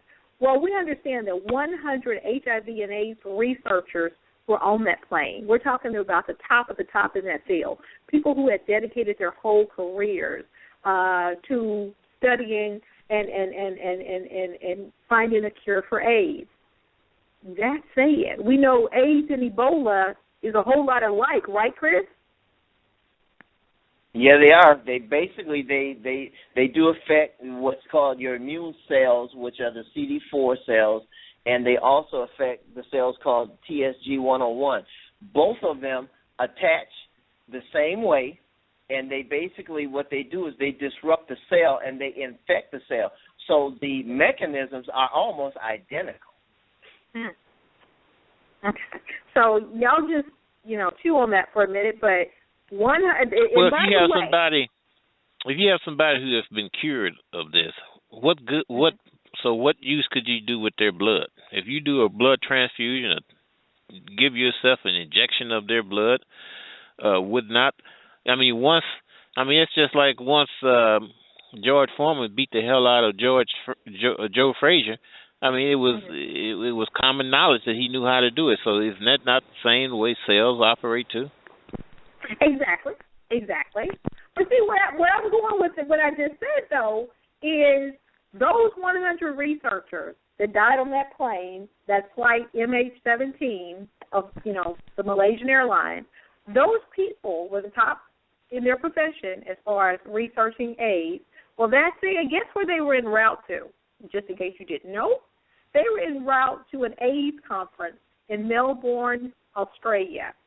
Well, guess who was basically sponsoring or supported that whole conference?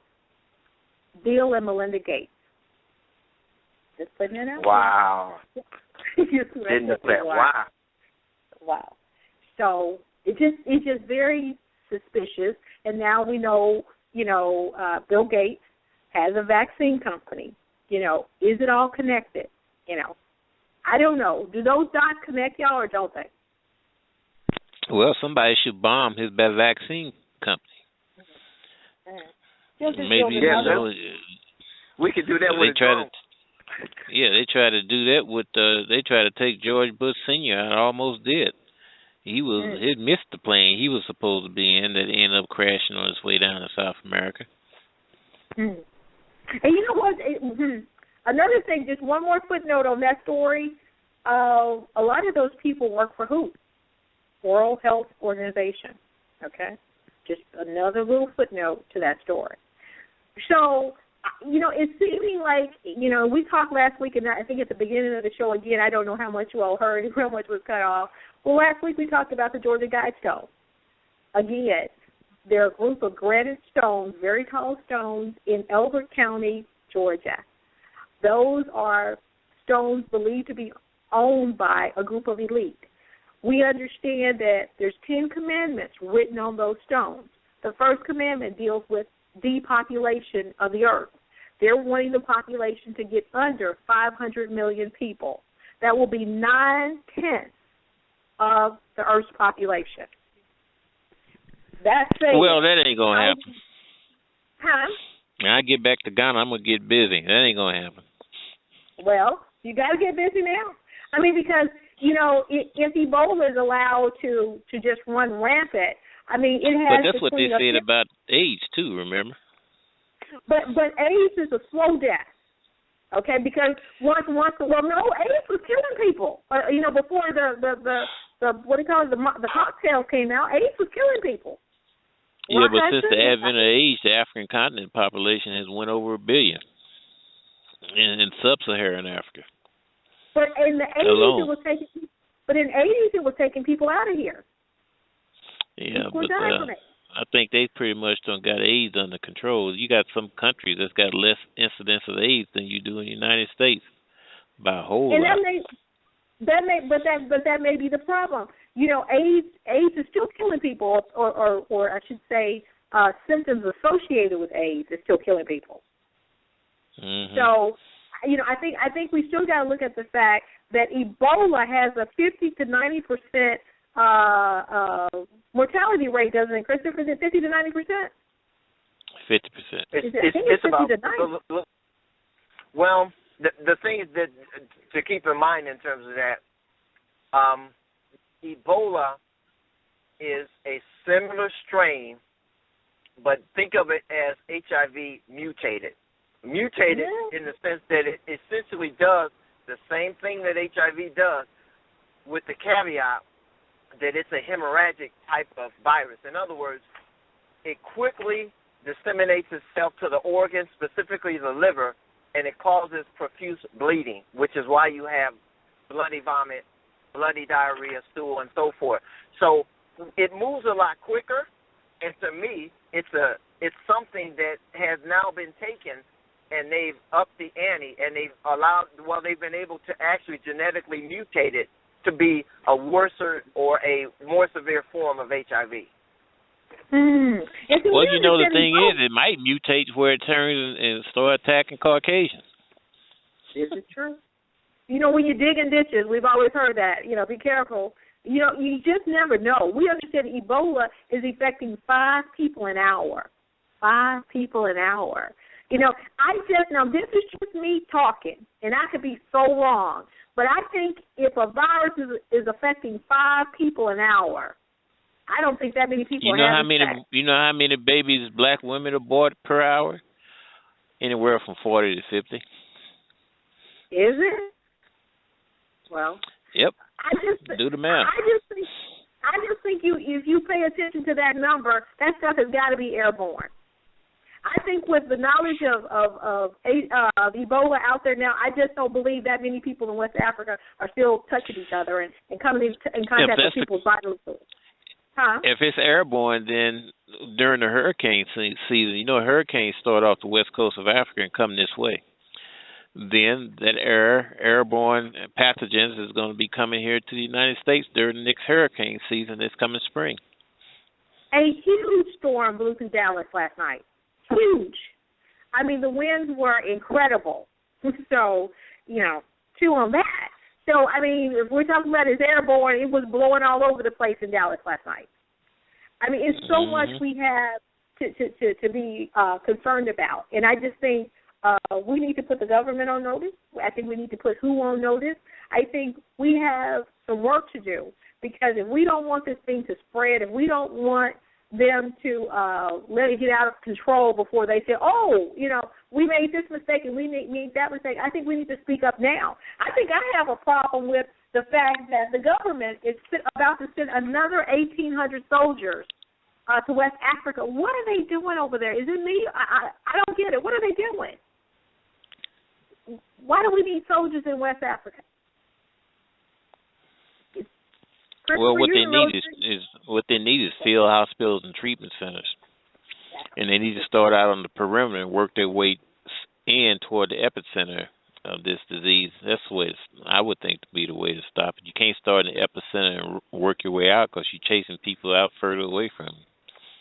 Well, the problem is if they're going to send another 1,800, they say it's going to be a total of 4,000 sent over there.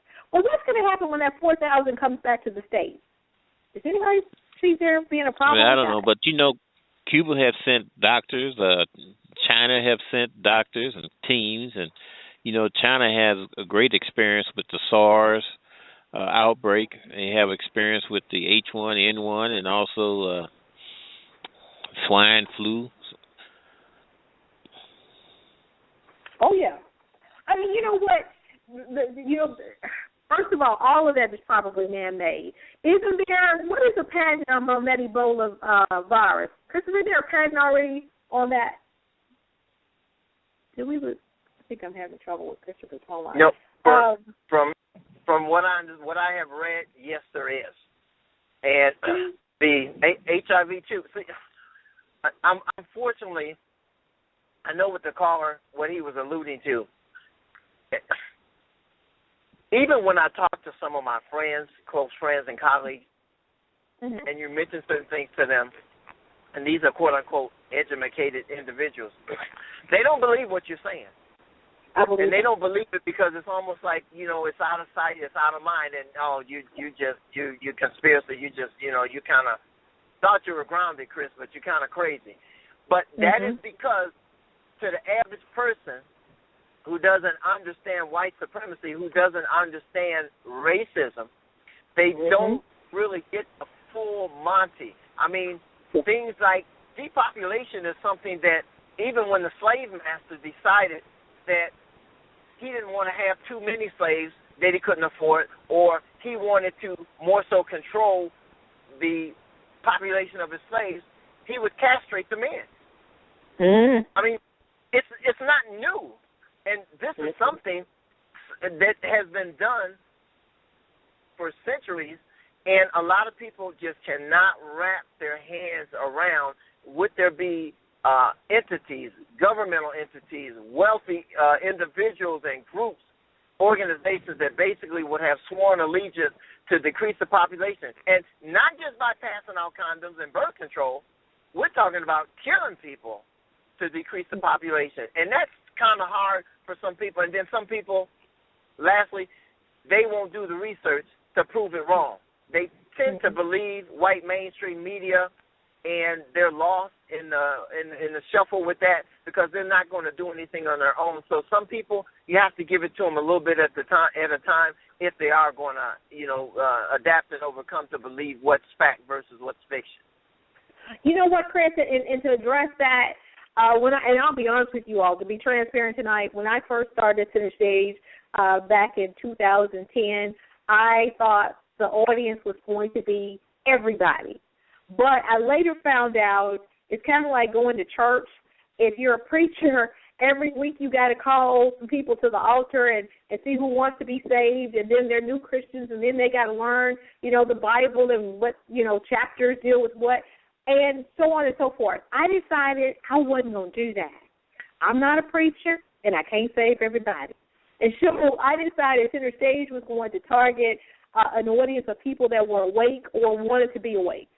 And so I think for all those people who are naysayers and they don't believe, that, there could be evil people in the world who want to actually depopulate us, listen, this ain't the show for you. I'm going to be honest tonight. This will not be your show. I mean, and I found that hard to come to that decision. But I just realized it would be like a preacher doing an altar call every single week if I went out and targeted people that I was trying to convince that the world is an evil place.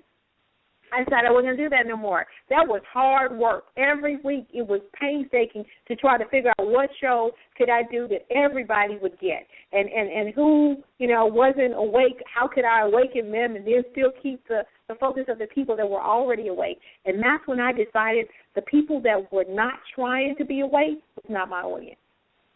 So, and you know what, Kheri, that's a good philosophy to have intact, because basically the God, the creator of this world, wants those who are conscious to be visionaries and to put action behind it, but most importantly, he wants them to be seed planters. Because sometimes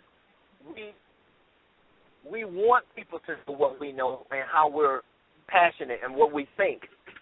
But at the same time, sometimes we're not as productive, and it may be counterproductive to try and plant, water, and then watch it grow. Yeah.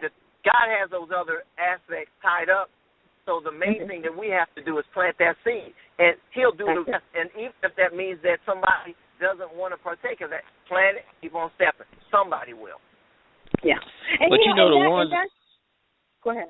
The ones in this country that's having all the babies, and they ain't saying having all the babies, was population expanding as them Hispanics.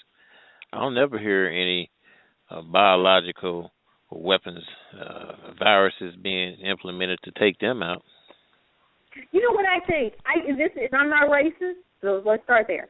I think what it is Hispanic people tend to, I'm going to say this politically correct, I think they tend to be more followers than they are leaders, in terms of once they get here, they can be easily persuaded to jump on a bandwagon and believe and drink the Kool-Aid. They can believe in false prophets and drink the Kool-Aid like the Jim Jones job. So I think a lot of them have come over here and signed on to, if you let us over here under the amnesty plan, we'll do whatever you say. That's not racist, y'all. That's reality. And so I just think that that's the situation. So if you're going to be doing whatever I say, why would I have a problem with you? I don't know. That's just me. And so I just think that may be part of what's going on with there. Let's go back to the phone lines. Let's go to 901-299. Good evening. You're on Center Stage. Hey, this is Kheri. How you doing? This is Brother Ron. I'm sorry I was late. I was really enjoying this conversation that y'all having today on your show. It's a very important show, very relevant show that you have, sister. And also I was just thinking about while I was talking, like, you know, if we're talking about white supremacy, I think the problem with black folks is we don't know what our enemy is. I mean, if you're in a system of white supremacy, who benefit from your exploitation and your manipulation and your downfall? Who benefit from your slavery? If you look at the history, for example, you know, the Justice Department is supposed to be for the last 20 years tracking police brutality cases throughout the country. So the last 20 years, they're supposed to be tracking police brutality cases throughout the country. This is around the same time that the Congress passed a law giving people of color more time for selling and dealing in crack than white folks who dealt with cocaine. All this happened around the same time that Bill Clinton flooded the streets with cops. Forget about the qualifications, but I'm thinking in this era right now where they cannot even protect the president and the first family, this is going to be a judgment on black people as a whole in this country. It's not on President Obama. This is on us. Because before he got into office, we had Hurricane FEMA, okay? We had that disaster where they're calling folks that have been here all their lives refugees, people of color. We had Jenna 6. We had Sean Bell. We had so many things that happened in the last 20 years alone. There was a warning call for us to get our stuff together. And we're not organized. We're not prepared. And the thing about it is, if we just look at the history of this country as it relates to black people, we're not really considered citizens. We're all Dred Scots, all right? You look at the 13th Amendment. It didn't abolish slavery. It allowed for certain forms of slavery. Look at the private prison industry complex. Who filled up the private prison industry complex, all right? So we got all this. Where are the abortion clinics put at in America? Where are the majority of the abortion clinics? So there's a lot of things that let you know that there's something going on with black people, and there's an end game. Somebody got to find a solution, and it's not for us, for our benefit. I agree 100% with that. And you know what? And now that you put it like that, it's not so far-fetched for somebody who may be wondering, like, will they really try to depopulate us? Yeah, they will. They've been trying for years in many different ways, and maybe they weren't getting rid of us fast enough. So now they decided AIDS didn't do it. You know, police killing us didn't do it. You know, so many other, you know, things that have occurred that were designed to take us out hasn't taken us out. So maybe Ebola is the quickest way and the fastest way. We know that, you know, people who basically contract AIDS, Ebola, they die pretty quickly, don't they, Chris? I mean, isn't the time span in which the time they get it and the time they die, it can be pretty quick? Yeah, it can be pretty quick because, again, it's a bleeding disease, and it's a disease that affects mainly one of your largest organs, and that's your liver. And your liver does so much filtering, it purifies blood. And with that being said, it's one of those things where it's a systematic approach, and like I know what Brother Ron was saying. White supremacy and the tenets of white supremacy, they don't spare any cost in terms of the goal, the end result. And the end result, it has always been, even when during slavery, I mean, the end result has always been for them to maintain the control, the control socioeconomically and mentally, because they now know that, hey, you can take the top tier black men and or women, you can buy them off, make them sell out, or make them want to be like us in terms of white America, and then that way they become non-effective to the people. So at some point, the people have to stop looking for leaders and be leaders their own selves and get with other like-minded people, because like it was said, I mean, I was happy when we had our first black president, but I wasn't pinning all my hopes on the president because I knew certain things would change, but certain things was going to be the same day-to-day business type of thing. So it's still going to take the conscious at the grassroots level to basically rise up, and it's on us. It's on our watch. I agree. You know what? The thing we talked about last week, and I'll go back to it again, when we talked about the Georgia Guidestones, depopulation agenda, whether it was fact or fiction. One thing we came to the conclusion was when we talked about all the different ways in which we're already being depopulated through AIDS and Ebola and so many other ways, police brutality and so on and so forth. The thing is, we came to the conclusion everything was going to be justifiable homicide and nobody was going to jail for it. And so that's what you got to look at with Ebola. If it takes out 10 million people, ain't nobody going to jail for it. Because who can you say did it? Can you name anybody? Can you put a group of people who did it, a certain person who did it? Do you know when they did it, how they did it? You can't prove it. So we got to pay attention. Say what? Now, even with the Iran country thing, some people are above the law because George Bush Sr., Oliver North, Ronald Reagan all went to jail. We all know the CIA put all these drugs into our communities. We have the paper trail, but certain people don't go to jail. You and I can't go to jail for crimes, but some people are above the law, like Henry Kissinger. He's a war criminal. John McCain is a war criminal, okay? Oliver North is a war criminal. These are traitors to the American Republic, but yet they're not getting in jail. The only person that was destroyed by Watergate was really Frank Wills, the 20-something-year-old black security guard who was just doing his job. And he was destroyed while everybody else, like G. Gordon Libby and all these other folks, was able to have a second, or third, and fourth career. They was able to make money. I agree. I mean, we got to realize how the system really works and how it's not working for us. I mean, and when you get through, if Ebola, like I said, kills 10 million people, it's justifiable homicide. There ain't nobody going to jail. So I would say, or I would plead to anybody that some kind of way we dropped Brother Ron off the line. I don't know what happened there.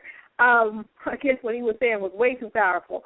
I would say to anybody who thinks that, I've never heard of anything called depopulation, or I can't believe our government would do that.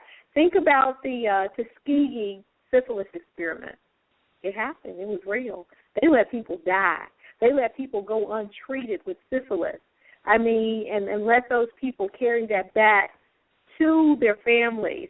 They let those people go untreated even though a cure had been found. They just wanted to know what would happen. So they were that cruel. So does stuff like this happen? And you know what, y'all? A lot of what's going on in the world now is starting to look a lot like Hitler. Is anybody paying attention? We in America talk about Hitler as though he's some monster with 3 heads, but a lot of what Hitler did seems to be happening today. Would y'all agree with that? Yes. Yes. No,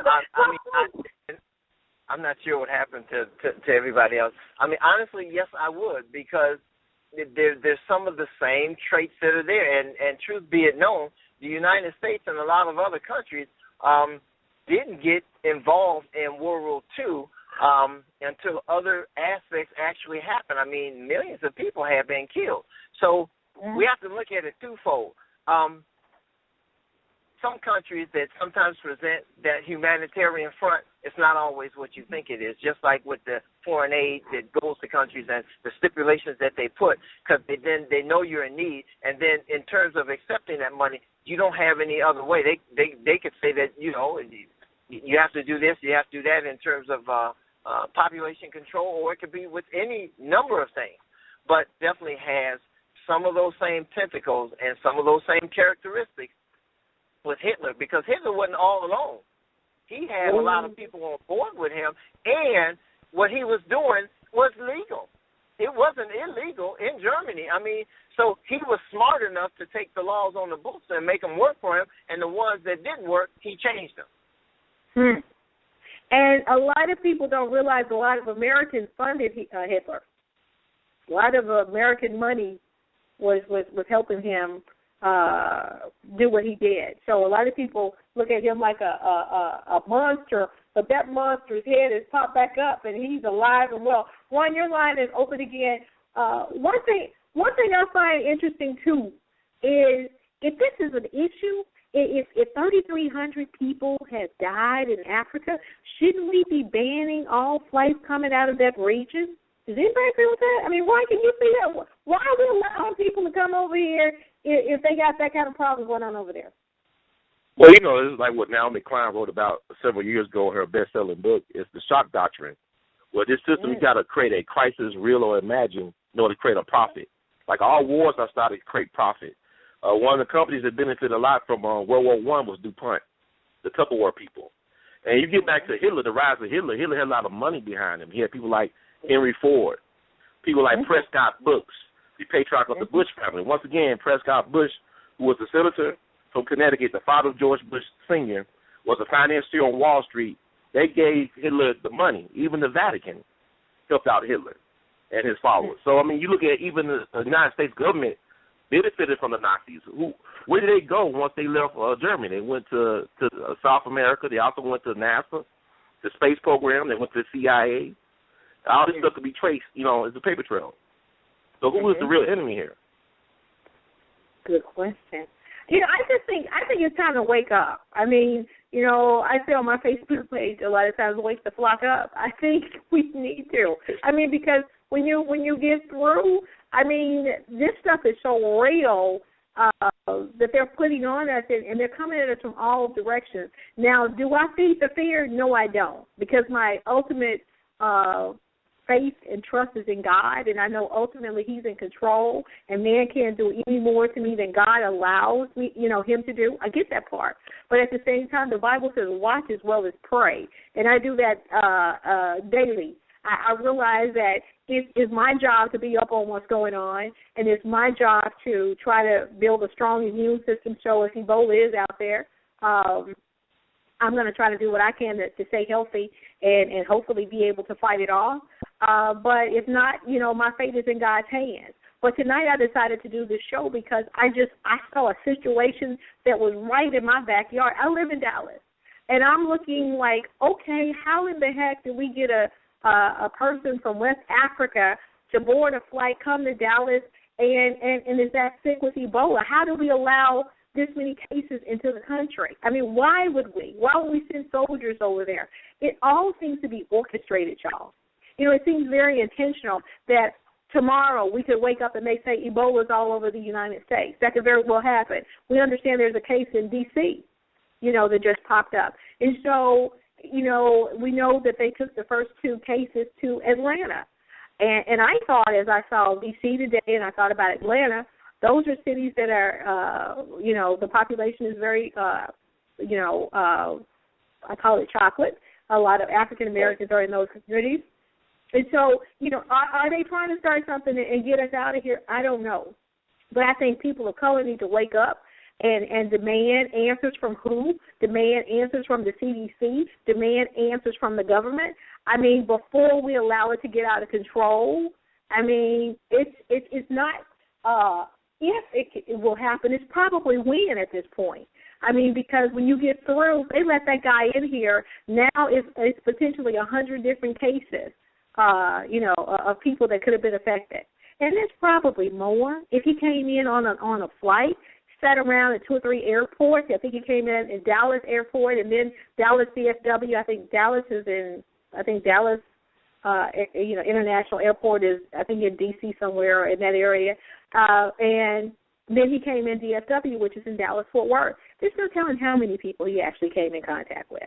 And they know that.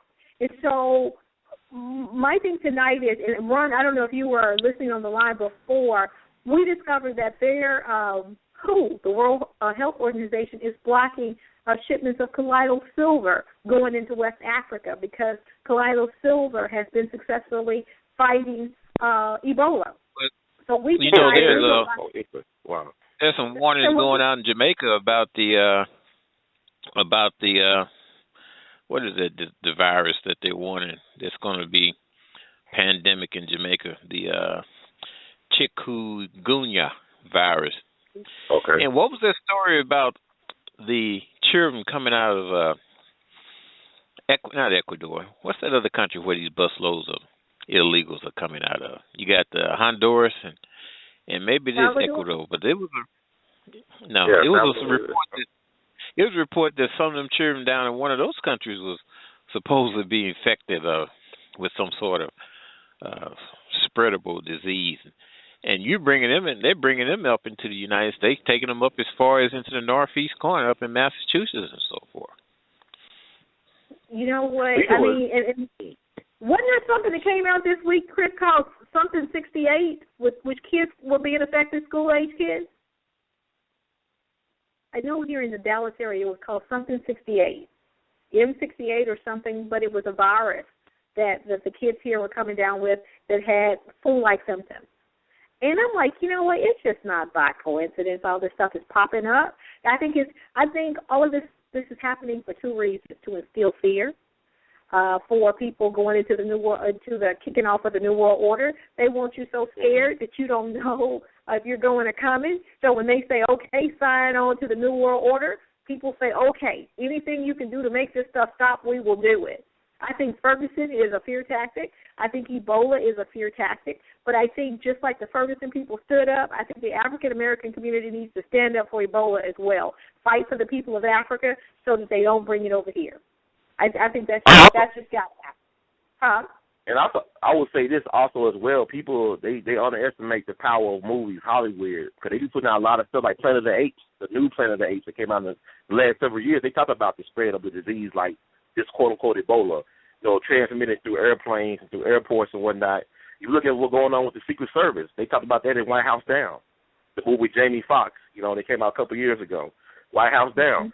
They talk about these things in their movies and whatnot. What people don't understand is that you can't trust these diagnoses of people having Ebola or HIV or anything, because this is what they do to developing countries. A lot of folks come into they'll ask them questions or two or three and say they got HIV. They might not even have HIV. A lot of folks can say they have Ebola, might not even have Ebola, but it's like you're talking about the fear factor. When you're talking about how they spread it through the media, the fear factor. Who controls the media? Billionaires. Who's making the most money out of this system? Billionaires, okay? So like you said, they got an agenda. And also white folks are dying so they can reproduce. The white race is dying out, okay? So and the fact, and people of color are reproducing. Because even with Africa right now, they got a population boom going on in Africa right now, in spite of all the diseases and whatnot. But what I'm saying is white supremacy is on its last leg, but it's about to mutate. It's about to mutate to something else. You're right. I think you're right. You know what? That makes me think in terms of the movie Contagion. I saw that several years ago. Lindsay Williams has said repeatedly that the elite, when they have these agendas, they have this warped sense of humor that they want to tell you what's going on, but they know everybody's not going to get it in the form that they release it. So they'll release it in a movie, or something like that, or in some way in which the masses may see it, but only a few are going to get it. And so Contagion was a movie I would suggest anybody go and watch. I was totally blown away at how that thing moved across the world. Starting with the April month. Huh? How about that movie where the people were living up in that tree? What was the name of that movie? Green people. Yeah, the one that just. Yeah, these people that are living. They had this big tree that. Avatar. You talking about Avatar? Avatar. How about that? Okay. Mhm. I didn't see that. Oh yeah, I agree. There's some stuff in it. Yeah. They have agendas, but they release it. I mean, through Hollywood. He had done a tour, and he had done so many tours in Nigeria and Venezuela. Mhm.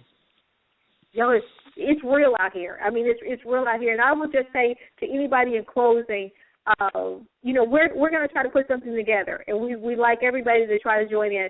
If there's a situation in which the people of West Africa are being denied shipments of colloidal silver, I think we should get together and figure out a way to get them to them, get the colloidal silver to them. I think we should bombard WHO with phone calls and letters and complaints and questions about why they would say that they're there to help the people of West Africa, yet be interfering with shipments of colloidal silver from going over there. I think that should be on the agenda of everybody. And I think the rest of us maybe should get some colloidal silver for our own homes, since we know that that's the case. And before we close, y'all, listen, as far as vaccines are concerned, I would be very leery of any vaccines, y'all. I mean, y'all can, do your research. But I would be very concerned about any vaccines. Do y'all agree with that? I agree. Yeah, you have to be very careful. Very careful. Mm-hmm. Yeah, be very careful when they come out and say, you know, we got a cure and everybody needs to take it. Vaccines could be another way in which they can depopulate the earth as well. And I do want to mention that you can go on YouTube and see a YouTube video that Bill Gates put out. And it's called, I don't remember, but it deals with CO2. And he says CO2 times P times S times E times C. And he breaks down that one of these needs to come to zero. And the audience just gasped. We played it on last week's show. He's referring to the population. He said it needs to come down to zero, to pretty close to zero. And he's talking about getting the population to under 500 million.